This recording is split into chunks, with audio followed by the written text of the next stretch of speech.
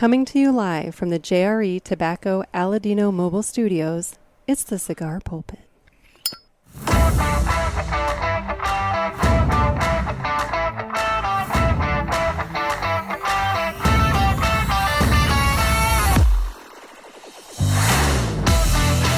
Hello, everybody, and welcome to another sermon from the Cigar Pulpit. I'm the Bishop of the Burn, Nick, and with me today, we have somebody we haven't had in a while. We have Mike Brinker. How you doing, Mike? I'm doing great, Nick. How are you doing? I'm awesome, dude. I'm awesome.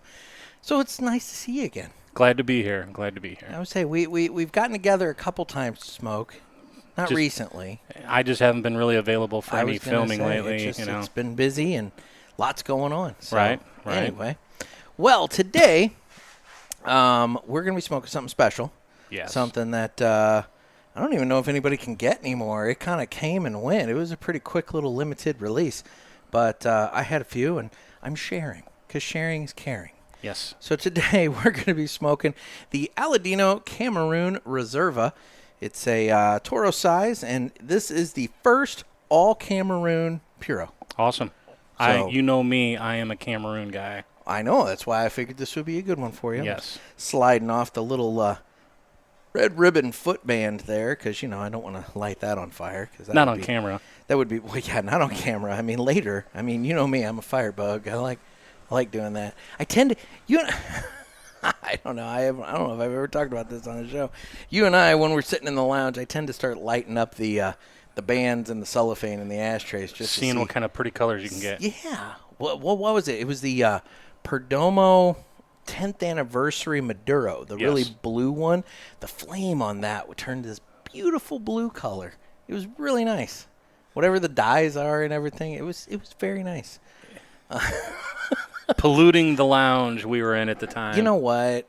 In that lounge, I don't think that smell would have been the most offensive. It brought it to a more civilized level. It did. Well, it's time to cut the cigar, and the official cutting is brought to you by 2guyscigars.com. That's the number 2guyscigars.com. Two Guys have been around for 40 years, and they are the trusted name in the cigar industry. Everybody knows Two Guys, but if you don't, please give them a try. You won't be sorry. Family-owned and operated, 2guyscigars.com does the very best to provide a great selection, fair prices, and awesome customer service. Mike, I don't think you can ask for much more from a cigar website. Not that I know of. Exactly. So please go to 2guyscigars.com for your next cigar purchase and tell them that the Cigar Pulpit sent you. There's a little comment box on your order form there. Just put in there like, hey, Nick sent me. And Mike. Or Mike. The Pulpit. The Pulpit sent you. And just remember, that's the number 2guyscigars.com. And with that, it's time to go ahead and cut the cigar. So before we cut, or while we're here, we'll cut and then we'll do this. I have a thing for while we're lighting, because, nobody wants to. I've been told that people don't like the sound of me lighting my cigar. Because I do that when I exactly that noise. People don't like that noise. And so, I'm nothing if not accommodating to my listeners. So, cold draw.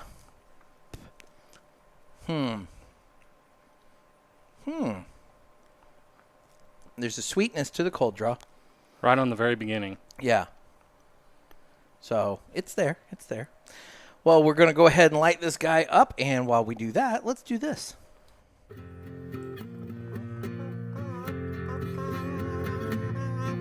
Some say cigars are all the same. It's just not true. It's you I have to blame. Well, I don't know, 'cause what I know, there is a cigar called Aladino Corojo. Aladino Corojo. Aladino Corojo. They say authentic, so we're not confused, while the others say it's a word that's just abused. I guess that's so. They can't compete. At least I'm sure Aladino can't be beat. Corojo. Aladino Corojo. Aladino Corojo. Aladino Cigars uses authentic Corojo tobacco from JRE Tobacco. This is the greatest commercial you ever heard. Yeah. I don't quite know about that, but, it's what we're going with. It's a classic.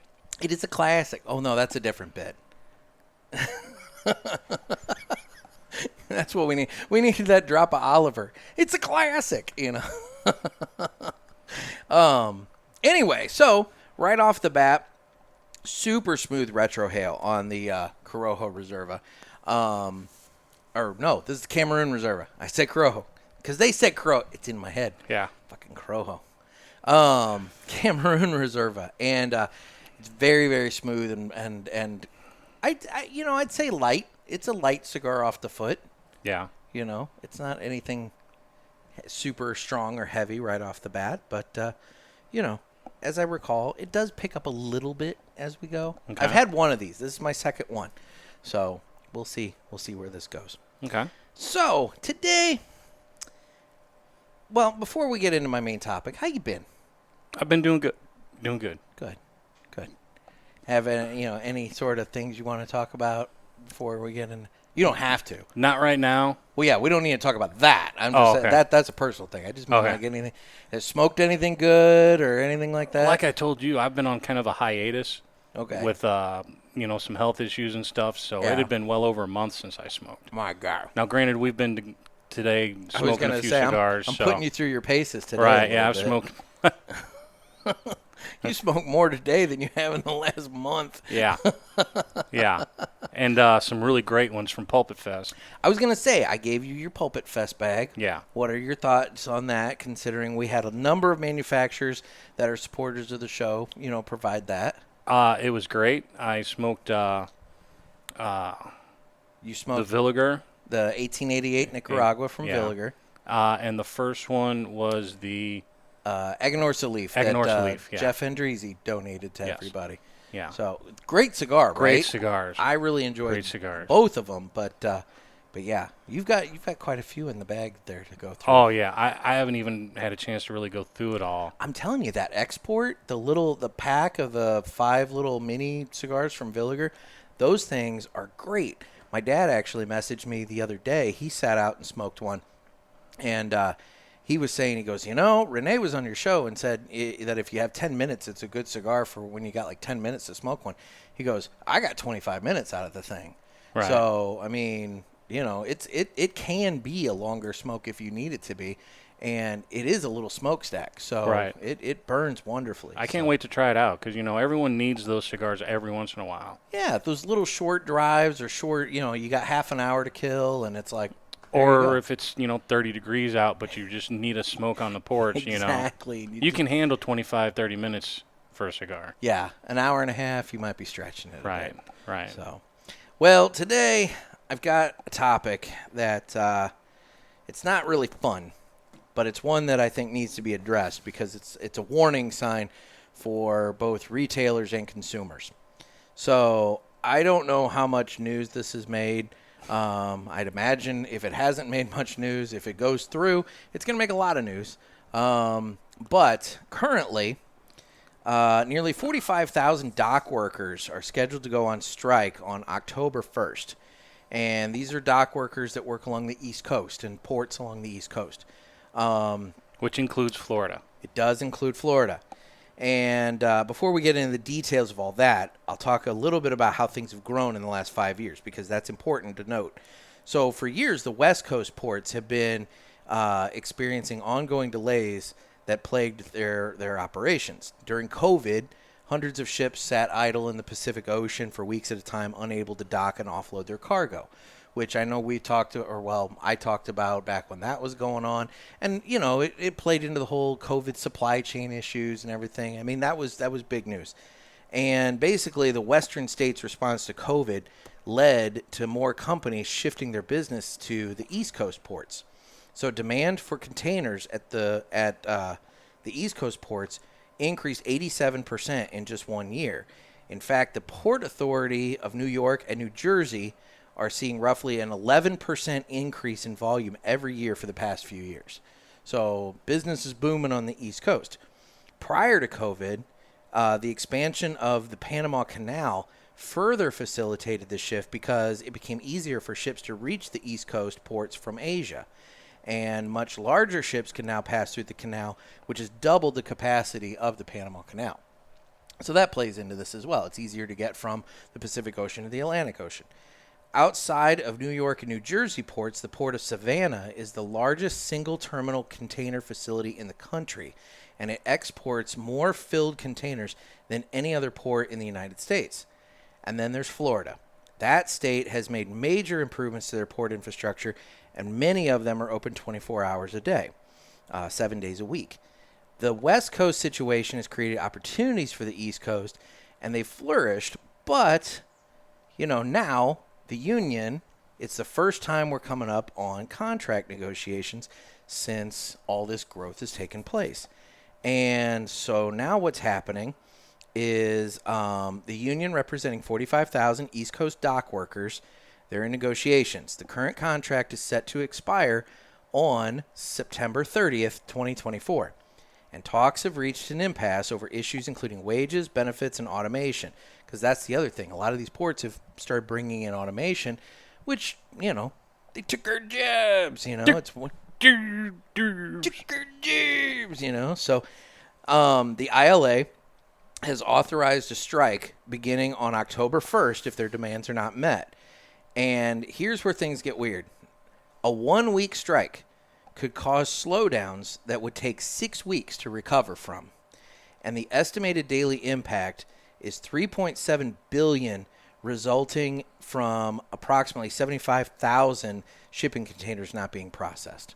So you've got a huge financial impact, but you've also got a lot of stuff that's just going to be sitting there not being processed.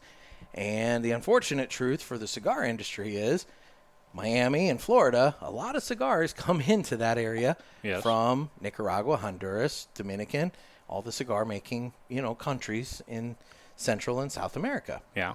And so it's something that I think we all need to be aware of, because if a strike were to take place, potentially you could see some supply shortages. Right. Obviously, a lot of companies have warehouses in the United States. They have, product on hand in Miami and in various other places in the United States. But it's something to be aware of. You got to remember, too, cigars are a very time-constraint product. Mm-hmm. They can't just say, hey, in 3 months we may have a strike.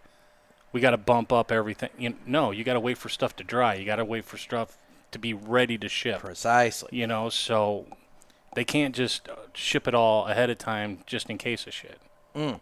Not to mention the fact you can't have cigars just sitting on a boat in the ocean for God knows how long. Baking in the sun. We'll see a lot of new blends, ocean-aged. Ocean-aged cigars, exactly. Tastes like the sea. Arr. We'll have Drew Estate coming out with the new pirate cigars, and everything. Oh Lord, I don't want to. I have jokes, but I'm not going to go there. But anyway, but yeah, it's something to be aware of, because. And it's not just going to affect cigars. No, it's not. It's going to affect everything potentially. So if you're maybe a parent and you're doing Christmas shopping for your kid, if you see that toy on the shelf and you're thinking, I'll get it in a month or two, now's the time to snap on it, because it may not be there in a month or two. Now, with that being said, obviously, this is a very large deal. I don't think anybody wants to see this strike. So hopefully between, air date of this episode and the 30th, we're talking a full week. Actually over a week by the time this episode comes out to the 30th. You've got time to get this resolved, but it's a heads up, because manufacturers, you're going to have to make sure that you have at least stuff in the warehouse, and you're going to have to maybe prep retailers for this. Retailers, you're going to have to be aware. If this strike goes into effect, manufacturers are going to only have what they have in stock in the warehouse, and then after that, it might be difficult for stuff to come into the States, so you might see a slowdown. And consumers, your favorite cigar may not be quite as readily available, potentially. I would imagine it takes a little while for in-country supplies to dwindle, but it probably doesn't take too terribly long. And another thing you got to worry about is the volume of cigar containers compared to everything else is minuscule. For sure. So they're not going to be given priority. No. The one thing I would say, though, and I think you brought this up when we talked about this earlier, you can fit a lot more cigars in a container than, let's say, a vehicle or a car or coolers or some other product coming in from somewhere else. Right. So, it won't take too many containers coming. Once things start back up, it won't take too many containers being processed before supplies start to replenish and things get going again. But, you don't know how it's all going to end up. And, you got to look at the fact that, okay, let's say Rocky or J.C. Newman or someone, they're not going to worry about someone they supply, a small company, a boutique company that they maybe roll for. Those are going to be put on a back burner for their own stuff. For sure. So they're going to want their core lines. Which is kind of what happened during COVID. Right. You saw a lot of these companies that, make cigars for other people. Put them on the back burner because tobacco supplies and rollers were limited and they had to just worry about themselves. Right. So it's a tricky thing. Hopefully it's a non-issue, but it's something that I thought was important to bring up because these global supply chains, they definitely impact all of us. I mean, I had a listener who's going to come to Pulpit Fest from Canada. Not Luke. Luke was a bum. He couldn't make it this year. But, no, we had another listener from Canada who was going to come down to Pulpit Fest this year. And he messaged me 2 days before it started saying, dude, I'm really sorry, but I'm not going to be able to make it. He works in a job where he had to spend that weekend trying to figure out how to get ore from the mines to the shipping docks via truck because there was an impending railway strike. Right. In and Canada. the government had to step in Canada to fix that. Yeah. At the last minute. So it's also not impossible to think that maybe the government steps in, during this and tries to fix this. Now, the thing is, the West Coast Dock Union, they got a fairly substantial raise 2 years ago in their contract negotiations. And they've got significantly less traffic coming through those ports than the East Coast. The East Coast is looking for a comparable raise. You're talking like a 32% increase in pay. That's a lot of money to have to shell out all of a sudden to. And you're going to see that reflected in your cigars and other products. And everything else. Because the shippers aren't going to eat it. So that's going to be passed down. Yeah, no, prices on stuff, it's just one of those things. Prices on stuff are going to go up, and we're going to have to deal with it. But so, like I said, it was an important enough topic that I thought it would warrant talking about today and discussing. Now, you spent some time on doing some maritime work, but yes. Now, what did you do? I worked on the towboats running the Mississippi, Ohio, Illinois rivers. Okay. Back in my early 20s. So you weren't like shipping product. Well, yeah, I mean. You were. Coal. Okay. Grain, stuff like that. Okay. We'd haul usually 15 barges. On the lower Mississippi, maybe 30 to 40 barges. Yeah. Yeah. So you did everything on the river. Yeah, we'd pick up stuff in New Orleans, stuff like that. Okay. Now there's another port area. I mean, I don't know. I don't know who controls that. I was gonna say I don't know if that would be. That hasn't been discussed in this whole. I'm focusing mostly on the East Coast. I don't know if New Orleans is involved. The inland waterways really haven't picked up too greatly on shipping container ports yet. Okay. They're working on it, but those don't usually. That's usually more agricultural stuff like that. Coal, grain, wood chips, salt. Resource kind of thing versus product. Or you're getting them out of elevators and stuff like that. Okay. Interesting. Yeah. Well, and here's the thing. I don't want to say whether or not what the union is asking for is fair or unfair because I don't know the work that these dock workers do. For all I know, they're vastly underpaid for the jobs that they're doing. So I don't want to say that, oh my gosh, a 32% increase. I mean, a 32% increase is a huge increase no matter where you're going. But, on the flip side of that, for all I know, the work they're putting in and doing warrants that increase. Right. You know, so I'm not really taking a side in the debate about that so much as I'm just saying, like, yeah, I mean, it could definitely impact our cigars. Yeah. And damn it, that's what we care about. That is what we care about here on the pulpit. Exactly. So, early thoughts on the Cameroon Reserva. The draw is amazing. It's super smooth. Very smooth. I'm catching a little bit of spice on the back end, just a hair, as it's getting into it a little bit. It's a mild smoke, upper mild. Yeah, upper mild. As I cough, I did a retro hell, but then I must have inhaled some of that because I felt it go down my throat, and that's not what you want. Yeah, that's what she said. Well, we do have a fan. We have a fan blowing on us because it is like 90-something degrees. It is warm. It is very warm today. We're supposed to get a little bit of a break in the temperatures, I think, here. In about a week or so. This weekend it starts, and then, right in time for me to go to New Hampshire for the New England Cigar Expo, which, that is looking like very pleasant weather out there. A little bit of rain in the forecast, but percentage-wise. This far ahead, you can't tell. I was going to say, and percentage-wise, it's like 30-something% chance. So, depending upon where it is, I mean, it may not be an issue. Right. So My rule of thumb is if 7 days out they're calling for rain, you're good. Mm-hmm. It's when they say it's going to be beautiful 7 days out that you're probably screwed. That's when you're boned. Yeah. Which, temperature-wise out there, though, that's what I'm looking forward to, is that nice hoodie weather. It'll be good. It'll be nice for that. Us big guys like hoodie weather. I do like hoodie weather. I like hoodie weather a lot. Yeah. Because it hides. I just look bulky at that point. I don't look. Plus, cigar smokers like hoodies because you got a big pocket for cutters, lighters. Which is important. Yes. It's very important. You got to have places for your stuff. I don't like stuff in my pockets because I lose them. You sit in the car, they slide out of your pockets. And it weighs your pants down. Right. I mean, I don't care how tight you have your belt cinched. It weighs your pants down. I don't care if I got bumps in my hoodie pocket. For God's sakes, this cutter of mine, I mean, it's 20 super, pounder. Yeah, it's heavy. I mean, come on, that's a significant cutter there. You put that in your pants. You hold that in your fist, it's a weapon, Right? It's like having a roll of dimes. I mean, exactly. Now, this lighter, on the other hand, it's fairly light. So, the lighter is light. Anyway, that's the lighter I bought down in Florida, actually. I bought this one down at... I use the cutter from my goodie bag. Isabel's? Yeah, the Villiger. Is it cutter. A perfect cut? Yeah.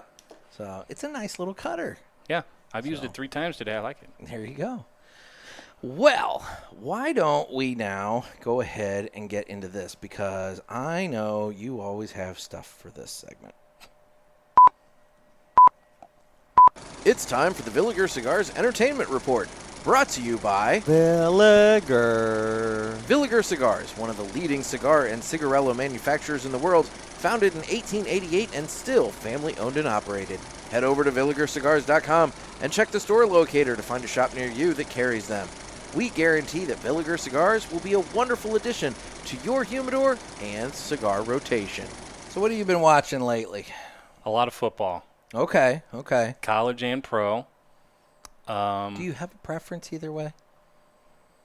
No, I celebrate them both pretty equally. Okay. I know some people that are like, down with the pro and they're all about the college and vice versa. Right. I really, Saturday and Sunday, that's pretty much all I'm doing from 11 a.m. till they're over. Trying to think what else I've been watching. I never really got into college ball because, so I went to Southern Illinois Carbondale. Right. And we didn't really have a college football team that was, anything to really write home about. And we never got into the levels to where it was something to actually care about, And it all depends on your friends and family and what they're into. If you grow up around it, and my friends were all into college football and pro football. Yeah. So, we all had our teams that we rooted for. And now, okay, how is it that somebody becomes a fan of a college football team when they have no tie to that school? Didn't go to the school. Nobody in their family went to that school. They're just, it'd be like, if you're living here in Missouri and you're like a big Alabama fan. Right. How does that happen? Well, I can speak to that directly because I'm a huge Michigan fan. Okay. I've been a Michigan fan since like 91, 92. Okay. So that's a long time. It is. No ties to that school. Okay. So explain that to me. I don't understand that. My good friend at the time lived right down the street from where we are here. Yeah. Their family was all huge Notre Dame fans. Huge Notre Dame fans. Okay. And so I, as just the voice of opposition, one day adopted, Notre Dame and Michigan used to play a lot. Uh-huh. So I took Michigan, and, it just grew from there and grew from there. That's where So just out of spite, you to be decided an Michigan antagonist. was your team, and Yeah. thus it just kind of grew from there. Yeah. Okay. That's And fair. we- I and we- can't say it's not fair. And we won the national title this past year. You did? Yes, go Wolverines. There you go. You were on the sideline there, giving out the water. You did the we. I did thing. my part. I always am like, we did that. The way I figure, I've spent money all my life through their official store buying gear. Yeah. So I am a actual supporter through the university. Okay, so you've funded the program. Right. The gear I've bought has been through the official University of Michigan college shop. Okay, that's fair enough. I'll give you that. No, I've wondered that because it's like that's my problem is I don't have a team to care about on the college side because, again, I didn't go to a school that had a football team worth talking about, and it's just kind of one of those things. I don't have a dog in the hunt. I do also support University of Missouri Columbia, Mizzou. Okay, and that at least kind of makes some sense because that's I've got a lot of friends who went there. 2 hours away. Yeah, I've been to that university Yeah. and partied and stuff. So that makes some sense. our high school played played state championship games there back when they held them there. Okay. When I was in high school. Again, that makes sense. So I'll give you there's a little bit of a tie there. I'll give you that one. And it's really, like you said, it's really close. I mean, the reason Mizzou's in the SEC is because of the St. Louis viewing market. They wanted that market. Well, and Mizzou's been doing fairly well. Oh right? yeah. So Yeah. they're not like a nothing team. No. So that's good. We're number 7 in the country right now. There you go. Number 7. MIZ. ZOU. So actually, that reminds me. So one time I'm out in Vegas, and I'm at the craps table at it was Uncle Bill's. It was the casino across the street from Caesars at the time. Now it's the whatever the fuck with Giada De Laurentiis restaurant at the top. I can't remember the name of it. But Hooters? yeah, I know, right? No, and it's at that corner with Caesars, Bellagio, Bally's, and then at the time it was Uncle Bill's like gambling hall or whatever. And I loved it because the table games were cheap. And so I'm sitting there, I'm playing craps at this table with my buddy Chris at the time. And there's this group of women, and they're playing craps. And one of them, just out of nowhere, just screams, ILL. And the other 3, INI. So then at that point, Chris and I speak up, and we're like, hey, we're from SIU. And they go, SIU? And I'm like, yeah, we're Salukis. And they're like, Salukis! So at that point, we have now made a connection with this group of 4 women. And we start, rolling the dice with them and everything. And it worked out very, very well. Not as well as I'd have liked, but it still worked out well. That was going to be my next question. No, it didn't work out that well. Pretty sure I was out there for my bachelor party. I'm pretty sure that was the bachelor party trip, now that I think about it. So it didn't work out that well, for the record. But it was a fun night. But then our fucking table got called. We had a table, we had our name on a list for a table at the restaurant in the back because we were starving. And our table got called. And I made the cardinal sin of walking away from the table while we were doing well. And when we got back, the girls were gone, and all of our luck went with them. So that kind of sucked. But anyway, That'll happen. that's when you said the MIZ, I was like, oh, I have an Illini story similar to that. But anyway, in terms of what I've been watching, I finally got around to watching the last Grand Tour special, One for the Road, and it's the last hurrah for those 3 guys, Jeremy, Richard, and James, they were on Top Gear for and the Grand Tour. They've been doing this car thing for 22 years. Right. And this was the last one. And basically what it boiled down to is James said in an interview that he got too old and too fat to be driving the cars he wanted to drive, and the cars that he can drive, he doesn't want to drive. Like, he wants nothing to do with the electric cars. Everything's going electric and whatever. And he's like, I don't want to do this, so I'm retiring now. And I can accept that. I can get it at. But it was a very nice send off for the fans of the show and those three guys, because it was about, I mean, shit, man, it was damn near 2.5 hours. So I mean, it was a long special to begin with. But what I love about those specials is the three of them are fun, and they're funny together. And they've got their cars, and you learn about their vehicles and stuff. And typically in these specials, they don't have the really nice, like, supercars or anything like that. They've got, like, older cars, sometimes beaters. You know, they're fixing shit all over the place and everything. But they're like a travel log. You know, they go to these cool places, and you get to see all these really cool, in, you know, different environments that they're in. And this one took them to Africa, and it was Zimbabwe, but I think it was Zimbabwe. But oh my God, it was just gorgeous, because like they're driving, and at one point, you know, it's what you'd expect, and then another point, now there's rolling hills with pine trees. Then you get to like the mountain area, and then there's spots that look like the hills of Ireland, and it's like all these environments all in one spot. And it I'll tell you, it changed my perception of what I thought this country probably looked like. I had no idea, but it was neat, you know. We were always taught, you think of Africa, you think of deserts and savannas, and that's it. Mm-hmm. You know, and that's not true. No, I mean, there's so much more geography there to explore and get to know. And I mean, in my whole grade school and high school, maybe 0.1% of the education focused on Africa geography. You know, yeah. I mean, it'd be about the same for mine. So yeah, exactly. So I will say these specials have been really fun to watch just because of that. You get to learn about all these different places. But what was cool is, you know, the place that they ended this special at actually ended up being the place that they started their very first special at. okay. And so they got to intersplice footage from that with this. So they're showing up at the same tree, and they're doing all this, and you're seeing them 22 years later.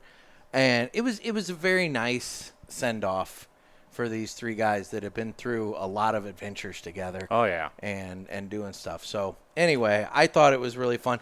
But what was cool is then it's on Amazon Prime. Amazon then recommended, they were like, if you liked this, you should watch this. And it was a season of Top Gear from, I feel like maybe 2012, 2013. But it was the top 41, because they can't count properly, 41 moments of theirs from Top Gear in the past at that point. So now I'm sitting back, and I'm just watching all the goofiness from, you know, 2012 back, you know, from when they started. And I mean, dude, some of this shit's just ridiculous. Like the last one I watched, they did a thing. They hate the caravans, the little caravans that you know, hook onto the back of your car and go vacationing with, you know. Right. They hate those fucking things. And so they were like, they're on the road, they're blocking your view, they're going slow. It's like, we want them off the road. And throughout Top Gear, they destroyed a bunch of them. But they figured out, they were testing, they were like, we think we figured out a way that they can be useful. And they made an airship. So they took a caravan, and they put a giant, like, balloon, like Zeppelin-type balloon on the top. And then James in there just doing the fire, you know, getting this hot air balloon going. Well, the problem was the damn thing was so light, it was getting, if the wind was like 13 miles an hour, it was blowing him all over the place. He could go a maximum speed of like 17 miles an hour, so he couldn't really get anywhere quickly. He ended up drifting over an airport, and the police helicopter was deployed for him because he was violating airspace at this airport, and he's dodging 747s and shit. And it's that kind of, it's just the sheer ridiculousness of it that I appreciate and enjoy. So anyway, so I watched that. It was fun. Oh, and from roughly a year ago, we're coming up on my best and favorite time of year, October. Mm-hmm. Horror movies everywhere. Yep. I was really disappointed this Friday the 13th, a week ago, that no one was playing horror movies. Yeah, that seems like a missed opportunity Right, for a lot of channels. It's like, why would you not? It was September. It's not like it was June or something. Throw some horror movies on. Yeah. Not one episode of Friday the 13th was on anywhere that I could find. Interesting. I was upset. It does feel like a missed opportunity. Yeah. My cigar is in the fan. Yeah, so is mine. And I'm having to constantly kind of watch it and relight it because it is kind of. Do not hold that against the cigar. Yeah, no, I'm not holding it against the cigar is doing really well. Right. Smoke production wise, it's been great.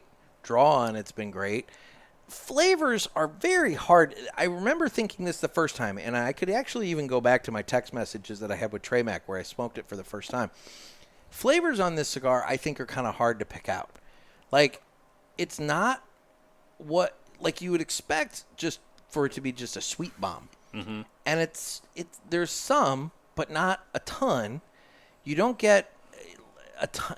There's really not. If there's spice, it's so minimal.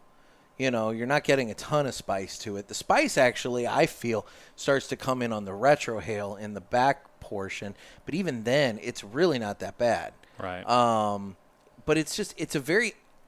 The word that I used when I described it to him in text messages the first time I smoked it, and it is staying true with this one, it's a very elegant smoke. Mm-hmm. It's like you said, it's a light cigar. I wouldn't say that it's a heavy or a medium. I wouldn't even say it's a medium just yet. Maybe in the back third it might pick up a little bit, but I'd say it's a fairly light cigar, and it's just a smooth, elegant cigar.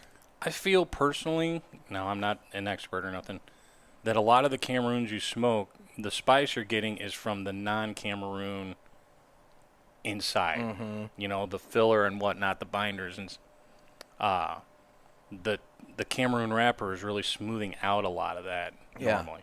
So with this being a Puro, you're not going to have that. You're not going to have that as much. Yeah. I mean, I just did another retrohale, and you get kind of that. Maybe some slight, ever so slight, baker's spice, maybe, like a, not quite. We're in pumpkin spice season, but it's not pumpkin. No, it's not ever maybe so slight, but not even all that much to even mention. But yeah, it's just a really damn fine cigar. Yes. So I'm looking forward. Hopefully they do it again. I know that it was a limited run this year, and I know that obviously there are reasons why it would be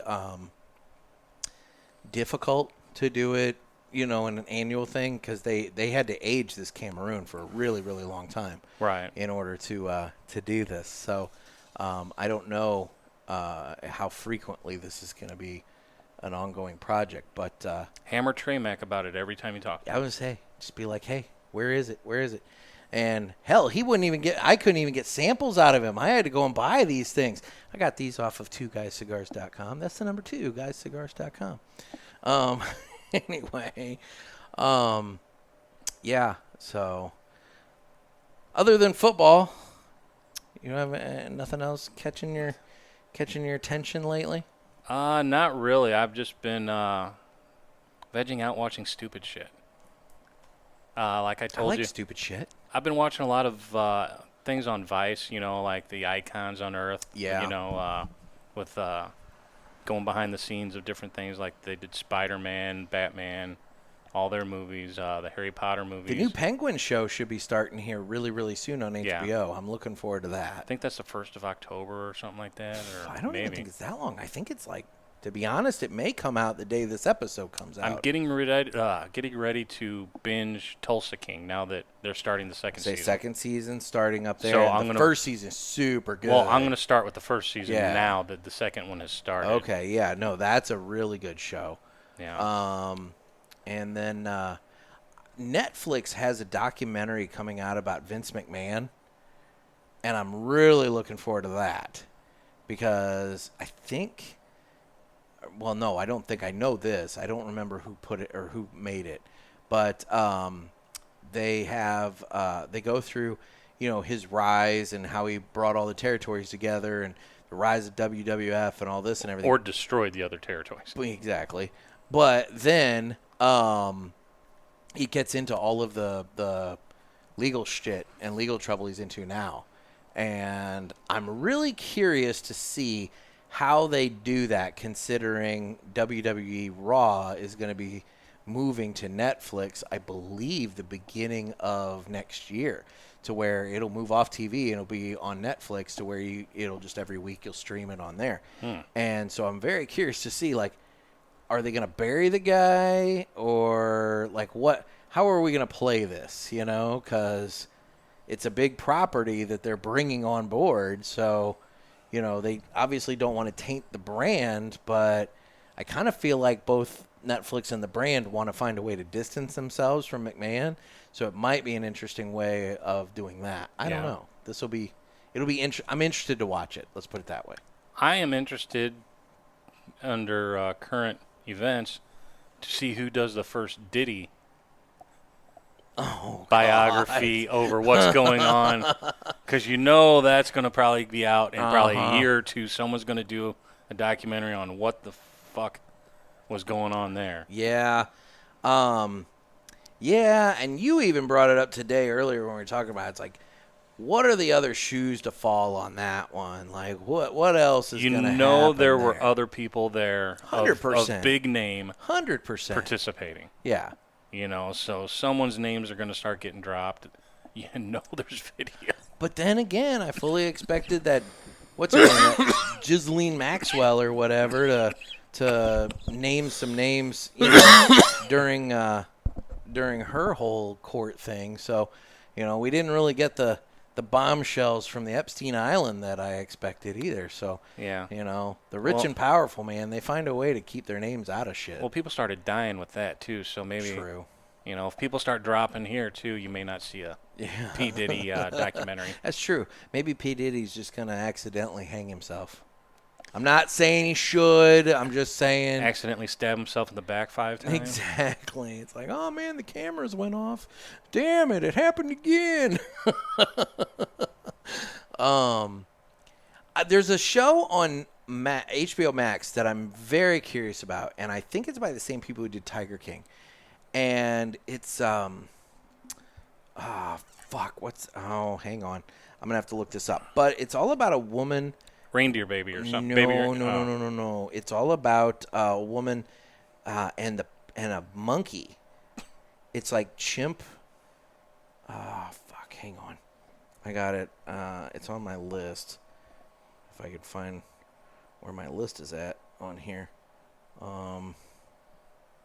Because why would I possibly be able to just open up the Max app and immediately find my list?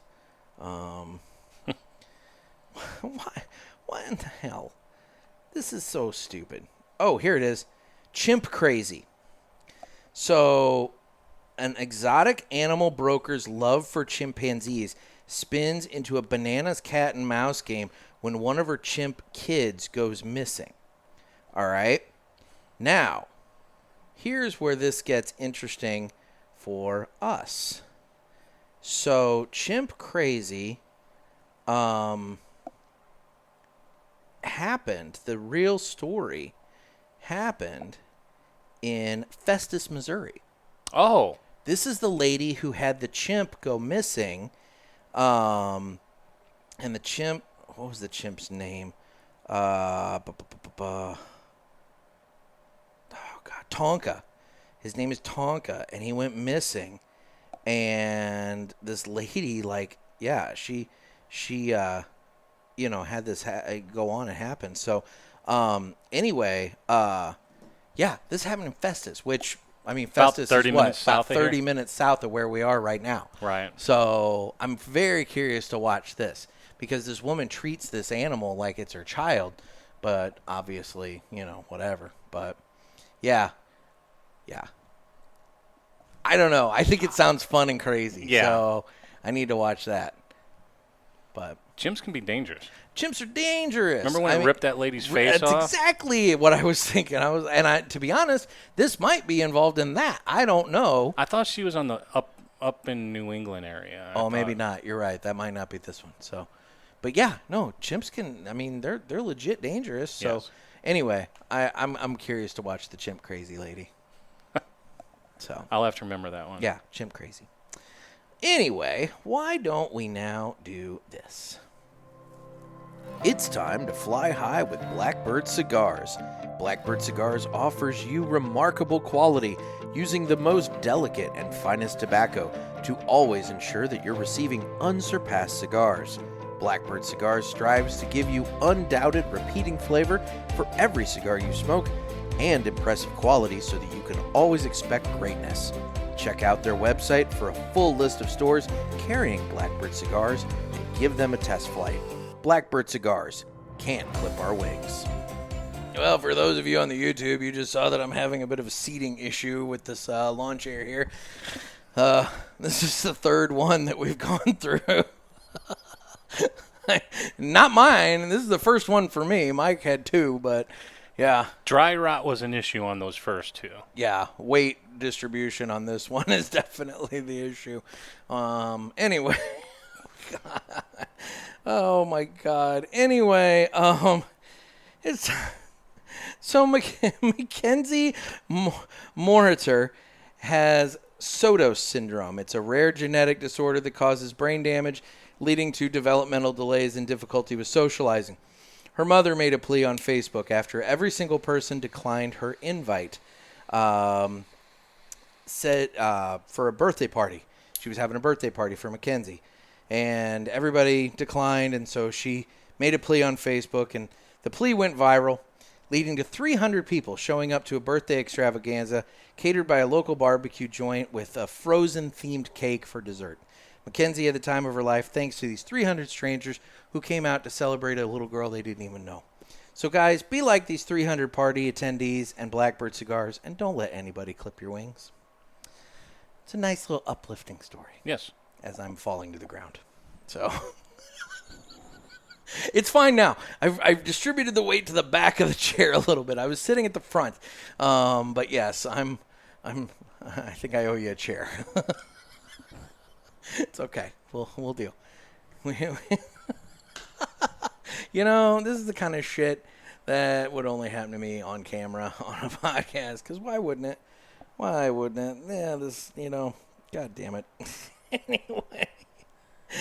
Oh, Lord. Can't take you anywhere. No shit. I just, what are you going to do? What are you going to do? And, of course, now I need to relight my cigar. Because, God, it's a comedy of errors here right now. It really is.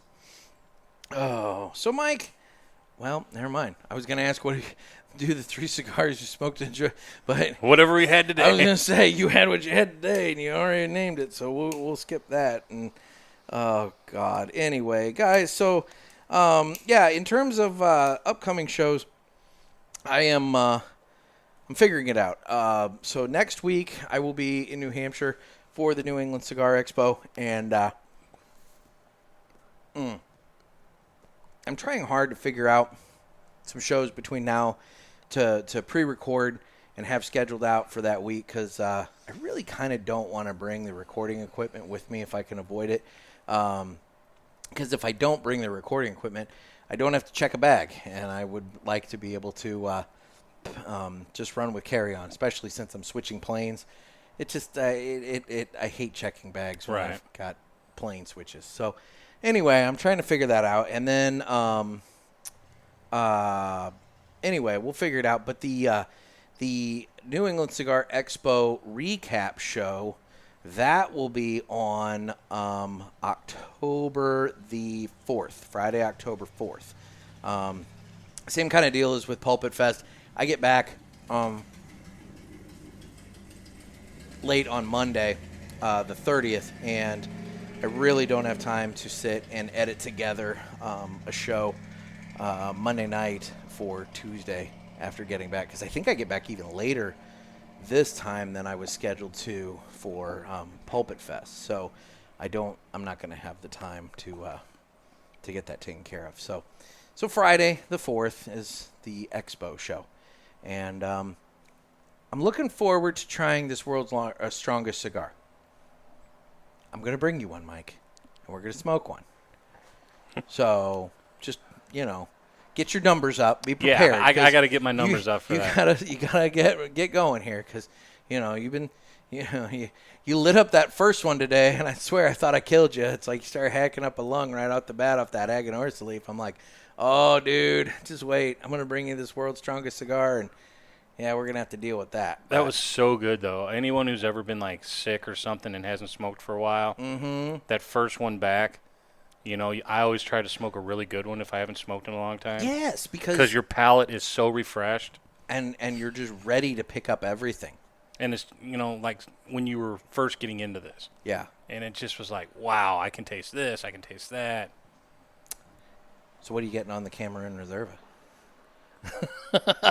You're like, this is my third cigar. My palate's back to burned again. Not to mention the seasoning on that chicken sandwich, Oh, that's true. Dude, your fucking chicken sandwich was like huge. Very good. Very good. Yeah. But it helped that the county health department was there doing that the day, inspection. yeah. I think we got really fresh food because the inspector was in-house at the time. So, not that I'm saying the place normally serves bad food, but this was extra careful. Mm-hmm. And if they would sponsor the show, we'd tell them where we were. 20% less Band-Aid. That's true. Oh, Lord. I've never found a Band-Aid in my food there, so just, we wouldn't keep going there. Yeah, I wouldn't keep eating there. I'll say that Yeah. much. I mean, there's very few places I can go and smoke, but I'm definitely not going to eat somewhere I find it anyway. Now, I'm looking forward to you coming down for Pulpit Fest next year, dude. I know you weren't able to make it this year for reasons, but there's some fantastic food down in the Palm Coast area that we'll have to hit up. There's a Cuban place that I went to, and now I'm drawing a blank on the name of that. But, oh, my God, it was ridiculous good. We went for breakfast, but I really want to go back for dinner one time. It was super, super good. But I'm looking forward to good seafood down there. Mm-hmm. You'll have that in your area where you're going. Somewhat, yeah. Yeah. So, anyway, well, cool. Well, people are borrowing your trash can. A bunch of savages. They're out walking their dog, and they threw their water bottle in your trash can. Better than a bag of dog shit. True. And I guess your can is out on the street. So. Yeah, but I think it's just because I haven't picked. They pick up today, so. So it was probably empty. And, yeah. Oh, well, damn it. They started your trash for the next week, so. And they noticed we were here afterwards, and they're like, oh, shit, just walk, dude. Keep walking. Well, they had a dog with them. I mean, they still could have taken us. I mean, we already covered at lunch today that in terms of a fight, like, I'm good for the first hit to the face, and then after that, I'm done. It's like, up until I get hit, I'm okay. But once I get hit, I'm out. Consider me out. Anyway. They might have you by the time you get out of the chair. That's true. I'm going to say, because I'll be honest, getting out of this thing is going to be a bit of a trick because I'm balancing in such a way. I've got my butt against this bar in the back, and I've got my legs pressing up front. So when I do get out, I'm going to have to lunge pretty fast towards, and fast and I don't go together well. So might be a two-man operation. This is a horribly embarrassing moment for me, and of course it's live on a camera and podcast, and I could hit stop and re-record, but I'm not going to do that because I'm lazy too, and so hence the problem to begin with. But I don't want to re-record. Son of a bitch. Anyway, see, when I buy lawn chairs, I buy the ones for the extra beefy gentlemen.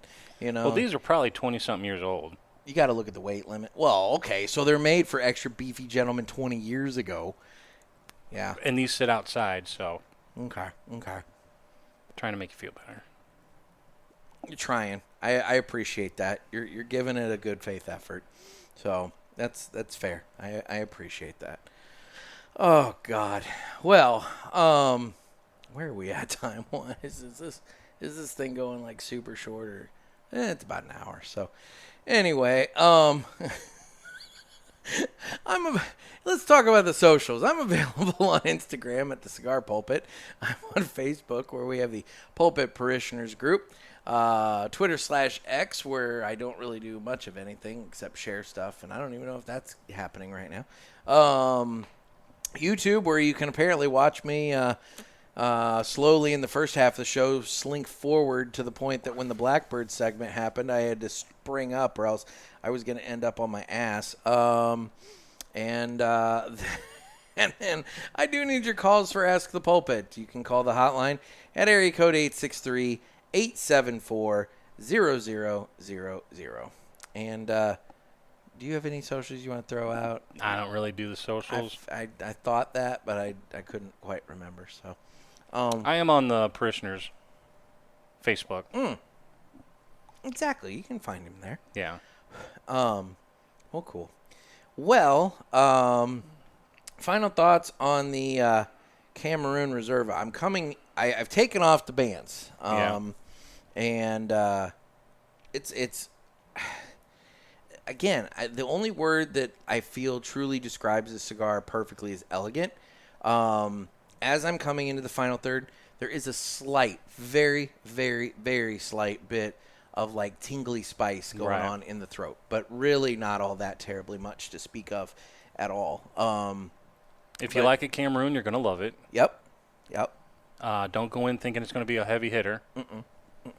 This is just a nice, good, smooth smoke. It's a very good complement to the Corojo Reserva, I feel like, because what's nice is it showcases the different tobacco elements or differences. You know, the Corojo Reserva, it's very spice forward. It's a stronger cigar, you know, things of that nature. This, I feel like, as showcasing the Cameroon, it's lighter, it's more elegant, it's softer. It's not anywhere near as heavy. It's a solid. I don't know. I guess I could pull up the Cigar Authority strength-o-meter, and we could see where we would place it. I think I have it on the phone here. I should. Now, are you gonna be filming with the Cigar Authority while you're up there?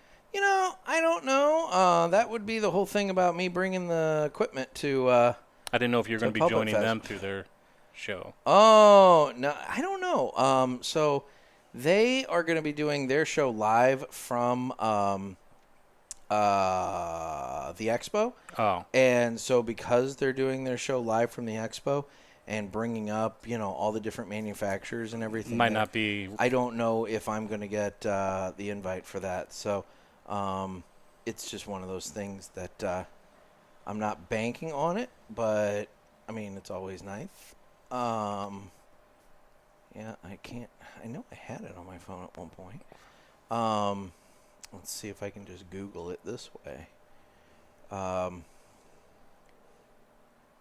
Strength meter. Yeah, I need to see how that's gonna work, but I'm gonna try. Here we go. Here it is. I'm gonna see if I can get at least one episode recorded in their studio. So it might be one of those things where I just go up and hijack their equipment, you know, and then hope that they don't catch me in the hour or so that I'm up there, and you know, whatever. And if they do, well, tear me away from the desk, you know. Okay, so Break some of their chairs. Yeah. Whatever, dude. They've had much bigger guys than me hanging out on that stage. I'm not going to name names, but, you know, still, I'm just saying. There's been some heavy BS on that stage before, and some people out there may have just caught what I said. Anyway, in terms of the strength-o-meter, I'm looking at this.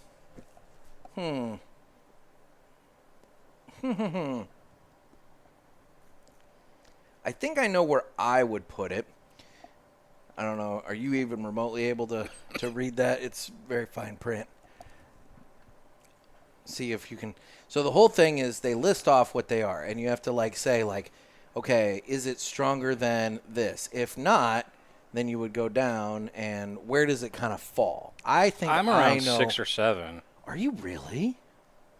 Definitely 6. You feel like this is a 6? I'm gonna have to look at that again. I was leaning towards 4. Just because, they got the Perdomo Champagne at 7. Yeah, it's definitely not stronger than a Perdomo Champagne. That's a deceptively strong cigar. I just don't feel like... I mean, dude, you've got a... What is it? West Tampa Red, I feel like, is at a 5. I don't quite feel like it's stronger than that. I guess I just don't get the strength out of the Perdomo Champagne that a lot of people do. Okay. Because that was the first one that jumped off at me there. But I can see what you're talking about with... Yeah, that West Tampa Red is, I think, a lot stronger than, personally, a Perdomo Champagne. Yeah. I don't know. I was leaning towards a 4, but that's just me. So maybe we're not... Let's just call it a 5. we could You do were that. at a 4, I was at a 6. All right, we'll settle in the middle. So that would put it in there with the West Tampa Red, the El Baton, the Nestor Miranda Special Selection, the Bandolero, McAuliffe Medallia, and the Te Amo. Maybe not in the beginning, but I would say at the end, which that would make it a solid medium cigar. And I will say, at the time that we're looking at this, and in terms of where we are in the cigar, I would agree with that, because the final third is definitely stronger than the first third. Yeah. So, yeah, I would say that it eventually gets its way to a 5. I'll give you that. So, there you go. We don't count. We're not going to get it on the strength-o-meter because we're not, on their show. But And I don't claim to be. Well, I don't claim to be either. Yeah. I can't retrohale, so... Neither can they. Oh. I think Ed's the only one that retrohales on that show. I thought they were all doing it. No. Jonathan can't do it at all, and Dave doesn't like doing it, so he doesn't do it either. He was just saying the other day that the manufacturers give him shit because he doesn't do it. So, I don't know. But anyway, yeah, I would give you a solid 5, especially taking into account this final third. It definitely picks up. So, well, Mike, buddy, I appreciate you taking time out for this. Appreciate you having me on. No, it's been a while. Good to catch up with you and say hi. Yep. So, anyway, well, final thoughts. I really dug it. It's a great cigar. If you can find it, buy it. That's the key. If you can find it, go ahead and get it. So, anyway, guys, this has been another sermon from the Cigar Pulpit. I'm Nick. I'm Mike. Everybody stay safe and stay smoky.